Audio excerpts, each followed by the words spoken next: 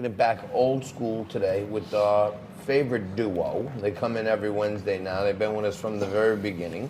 And joining me now to mix it up on this Wicked Wednesday show is John Burnett, Managing Director of One Empire Group, Republican strategist, former candidate for New York City Comptroller, and David Eisenbach, our very own presidential historian, Columbia University professor, and candidate for New York City Public Advocate. Gentlemen, thank you. Happy New Year. Good to be here. Welcome back.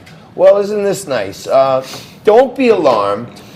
After the attacks the Iranians had last night, I'm thinking this might be their next thing, a Nerf gun, because it was such a weak response after, you know, all the left-wing media has been telling us about this escalation of events that are going to cause World War III, and, you know, they fired some dusty old rockets at some empty bases. Well, it was strategic. We know from history that when the Iranians want to kill Americans, they can kill Americans. They chose to not only, as you said, fire these not particularly formidable rockets, but warn Iraq, who warned America ahead of time.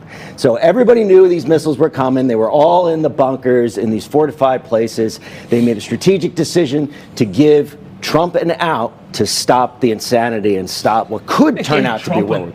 They gave him an out. No, they gave themselves an out. That's what they did. That's right. This thing is crazy. Anytime you have the Israelis, the Iraqis, and also Saudi Arabian government, right?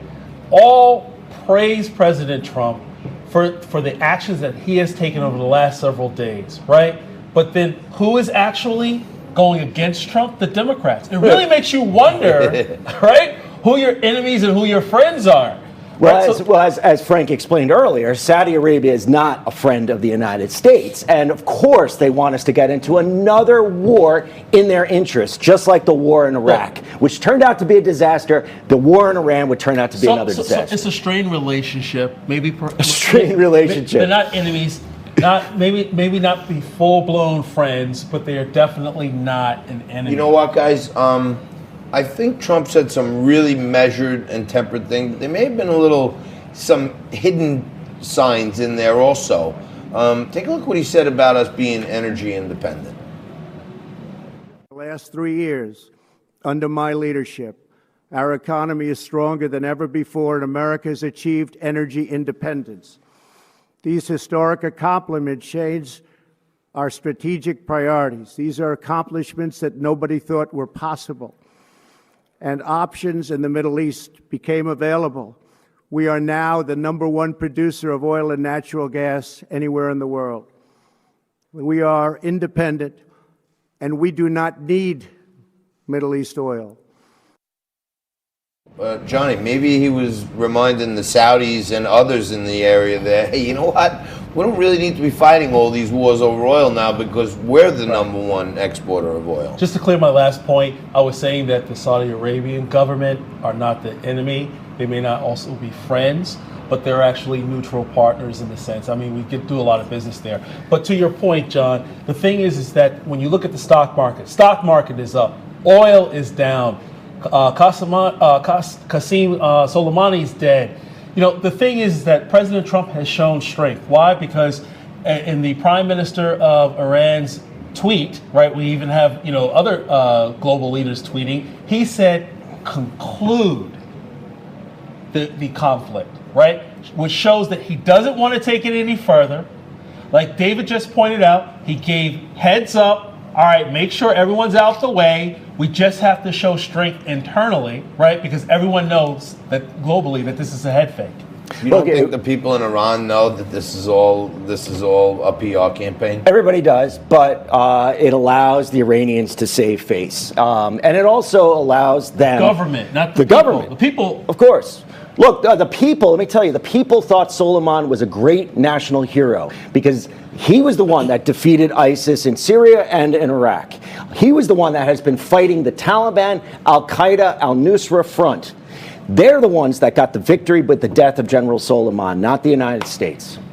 So somewhere in there, you think Soleiman was a great leader. He was great for the Iranians to defend themselves against Sunni Wahhabi extremists like ISIS and Al Qaeda that were funded and still are funded by Saudi Arabia. He sounds like a Democrat running for office. Look, the thing Well, is that he's been that. this guy was a terrorist. He killed Americans, right? Anytime you shed American blood, it's binary decision. Either you surrender or you get killed.